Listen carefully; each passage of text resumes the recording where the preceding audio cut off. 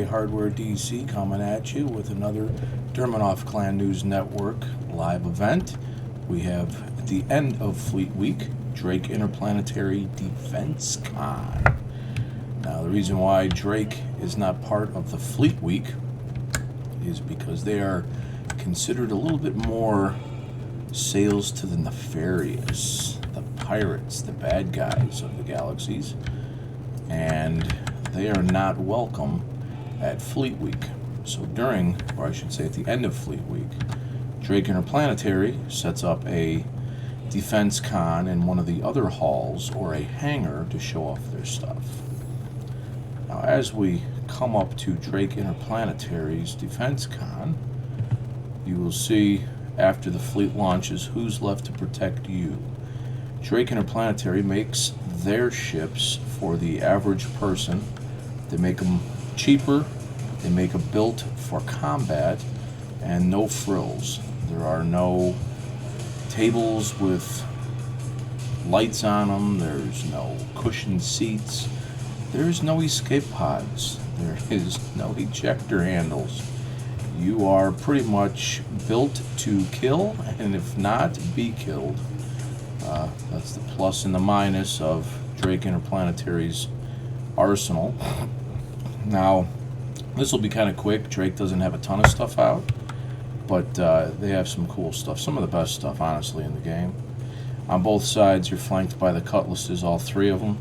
So we're just going to run down one side because they're all the same. And, of course, the Caterpillar taking its prominent display in the middle. Let's back up here and show off our colors. Now, I have all of these except for the black. I've upgraded the black probably 100 times. But the Cutlass Black is your basic multi-role ship. Kind of been taken over now a little bit by the Mercury Star Runner, but it is still a classic. It is able to haul your Cyclones, so you can take vehicles. It has a decent enough cargo space to do some missions, make some money. It's got nice firepower. You can two-man crew the ship, and it's got a nice look to it. I have to admit, I know what the earlier designs used to look like, and the upgraded model is so much better. Inside in the middle, we have a turreted seat. You got gun racks to put your equipment. You've got storage. You've got your double cockpit, like a fighter jet. This is your Rio, who handles the operations of the ship, your shields and whatnot, and of course the front seat, where you can pilot from. I have them, so I'm not going to go through all the sitting down and the displays and whatnot. But oh, and this is the cool thing I will say on the ship is that you can open up the sides, kind of like the Valkyrie. Jump on out. You can take a nice contingent of troopers out, jump out the side, do a flyover. It's a nice ship, nice classic ship.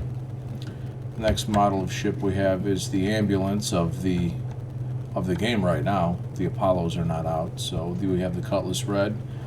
The black is not even black. Don't know where we came up with the black, but the Cutlass Red is red, and it says rescue down the side.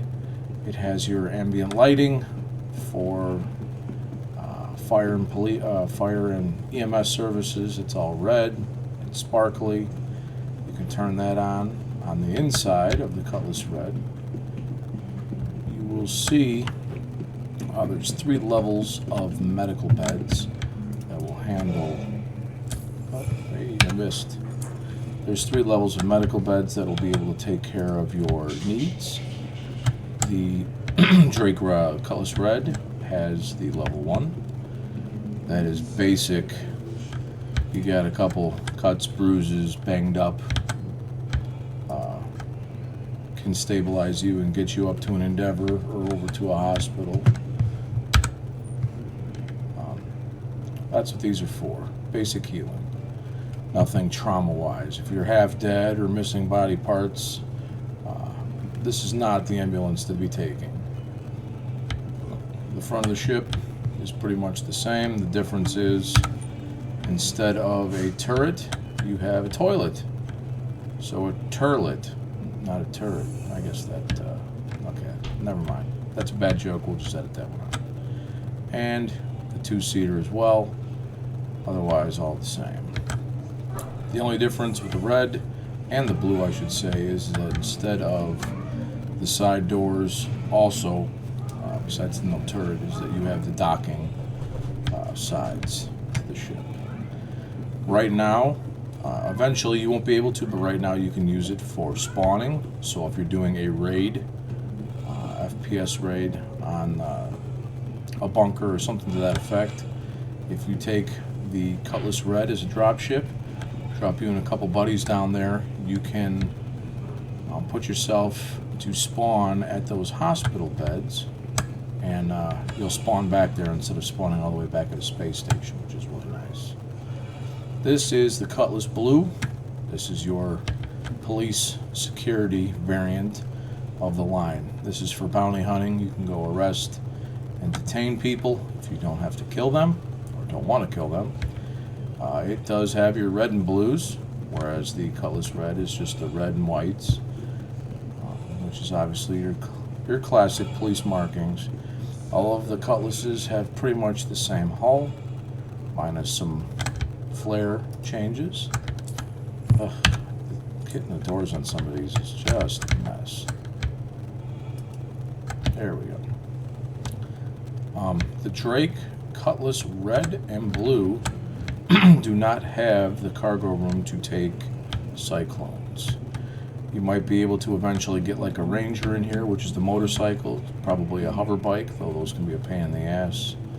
But the cargo space is mainly for very limited cargo, to do a little bit of a run while you're out there saving people or arresting people. These are your pods, a little reminiscent of Han Solo and Carbonite, actually, but you got racks and racks and racks of them, so you can go do your due diligence in arresting people. Again, we have the docking collar here. And when we come into the habitation area, you have your weapon racks and you have your turret seat again. We'll go over a little bit more of the specifics of the ship's loadout when I finally do the ship loadout stuff. But this is your basic run-through of the Cutlass Blue.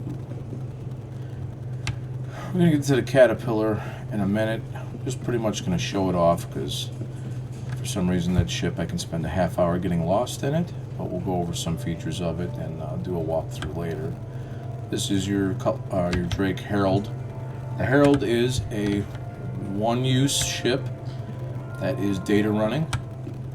For those of you that want to do data running and scanning, which is a mission loop for the game, this is you just drive quick and low signature to be able to get to your destination with your information. I think I've been in this ship one time before, so trying to figure out how to get into it. Oh, I forgot you can look for the little door thingy. There it is. You're gonna hit it? There we go.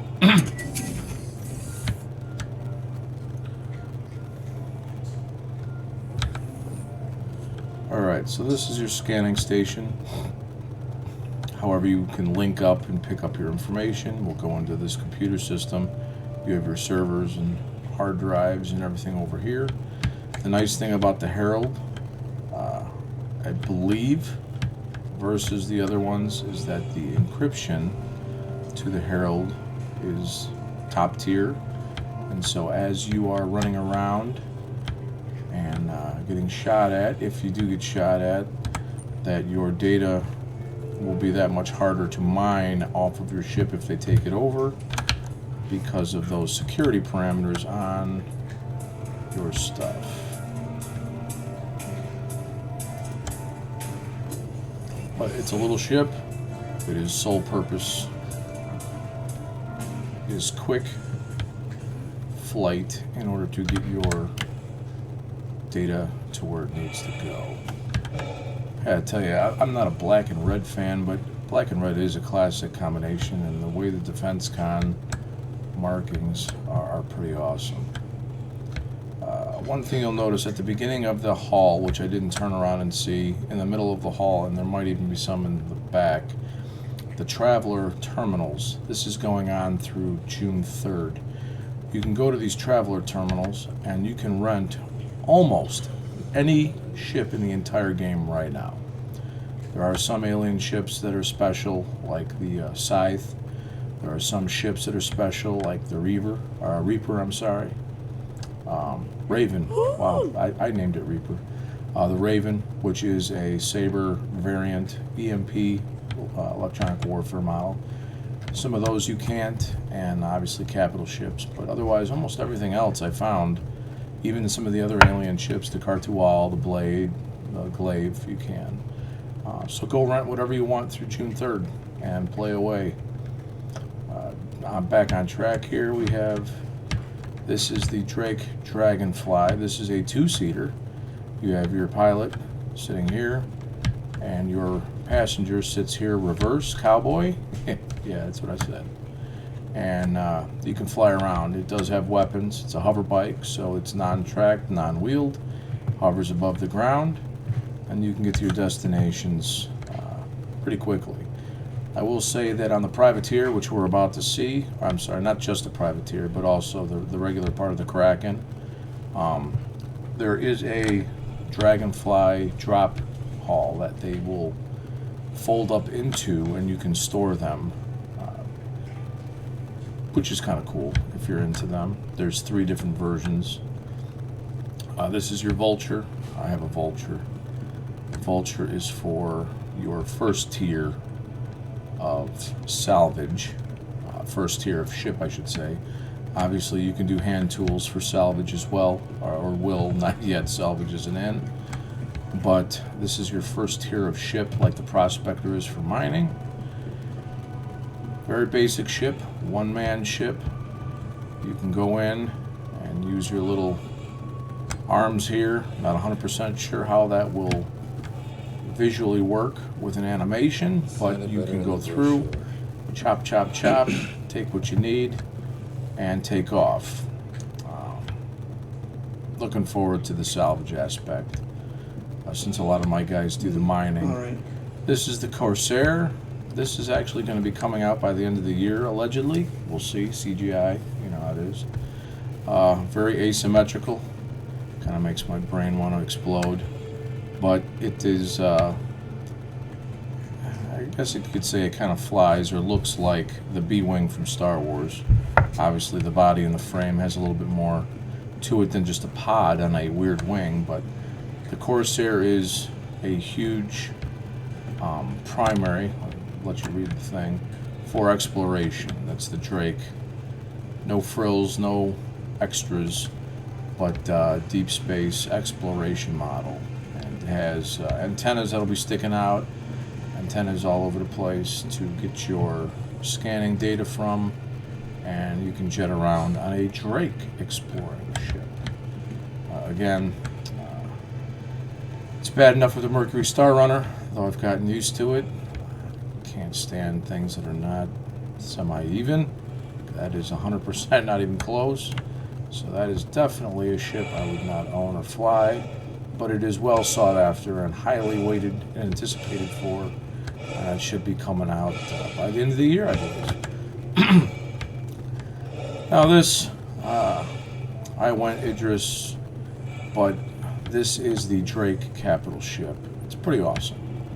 This is what you would consider an aircraft carrier if you weren't in space, because there's no air. But it is a spaceship carrier. You have 2 medium pads, 3 small pads. You can have large ships cross the pads, and that will interlock. This is a really cool ship.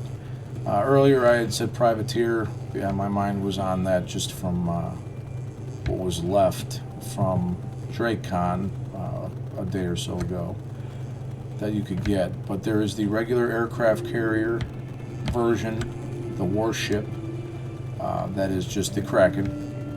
You can see right there, those 3 small landing pads. There's the Kraken, which is your warship, and then there's the Privateer, which is your floating mall. The differences is that the warship obviously is for war, and you will have a heavy loadout of firepower to go along with that. And the Privateer is like a Banu Merchantman on steroids. It is a floating mall. All the area on the inside that would otherwise have cargo and interior space are going to be rooms that set up shops, and in those shops you can have NPCs selling stuff. The cool thing supposedly about the Privateer is that if you go planetside, you can put out a beacon that allows the NPCs and players to know you're there, and that will draw them to you so you can get more of a profit and a higher customer balance coming to your ship than just plopping down on the planet and hoping people know that you arrived. So that was the Privateer. Drake has a small show. They are, again, no frills type of manufacturer, but they do have some really cool stuff.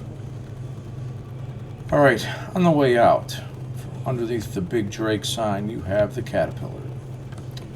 Aptly called that for its many legs in the front. This ship does not 100% work as intended, because this ship is going to be more than half modular. And modulation has not occurred yet. The first vehicle that will be for that will be the Retaliator base that you will be able to swap out modules for. That will be the first iteration of modularity for ships. But the Caterpillar is going to be having that down the road. And if you look at the long front neck here, you will see, I'm trying to remember, I believe it's 1, 2, 3, 4. Is that 1, 2? I think it's 1, 2, 3, 4, 5. I don't think that is 1, but I could be wrong. That could be all cargo. I'd have to open it, but I believe it's just this 1, 2, 3, 4, 5 bays. They double open, which means they open on both sides and store cargo that you're flying around. And the front also flips down, and you can hold cargo in the very front and on and offload it somehow. I don't think the ramp comes down, but you know, if you stop somewhere, I'm sure there's a way to get it down. Now you'll be able to allegedly, it is modular, and it will allow what the modules will be, we don't know. But you can probably have, since this is a long hauling cargo ship by design, a living quarters. You can probably have a lounge, probably an armory. You can turn it into a battleship or a semi-drop ship, all kinds of stuff. But the point is that the ship, while intended initially is cargo, it will have a multi-role use for those that have them. Now, I will say that the Caterpillar was the main premier cargo hauler for the game for the last several years. I mean, it's the only one that really does it in this quantity. But now we have the C2 and the M2 Hercules, which do cargo hauling. And that is a decent amount in the 500 range. I don't remember what the Caterpillar does, but I think they hold more, if not close to the same amount as a Caterpillar. Again, when we do the ship loadouts and stuff, I'll give you some more accurate counts on that. But then, obviously, the Hull series, the Hull A through E, those ships are your semis of the verse, so to speak. Your Hull E looks like a 50 million semis all duct taped to a round body and going through space, whereas the Hull A is your U-Haul truck type of cargo moving around. That whole series is all intended for cargo hauling, none defense. So if you are doing a Hull series, you're going to want Drake ships, you're going to want Anvil ships, you're going to want Aegis ships defending you to get through your shipping lanes. Otherwise, I might come destroy your ship and take your cargo if you're all by yourself, because, you know, that's what we do. Another quick fact on the Caterpillar before we go is that the command pod, this thing's semi-asymmetrical as well, but the command pod, there it is, I forgot which side it flies on. While Drake does not allow, you can see one of the sides kicked down now, while Drake does not have any safety equipment whatsoever, you're pretty much flying steel and girders with engines attached. This bridge right here separates, or will separate, like Star Trek saucer separation, from the side of the ship to use as a escape ship. The velocity and what its armaments would have and stuff like that, we don't know. It doesn't separate yet, but the Endeavor works sort of the same way. The Endeavor is a giant head with a spine, and the spine you can hook up modularity units to it depending on the configuration you want of your Endeavor. This is going to be the Hull series / Endeavor series variant of Drake's Interplanetary ship line, because it will cover that stuff as well. So that is your classic Caterpillar that's been around for ages. Alright guys, the Fleet Week is over.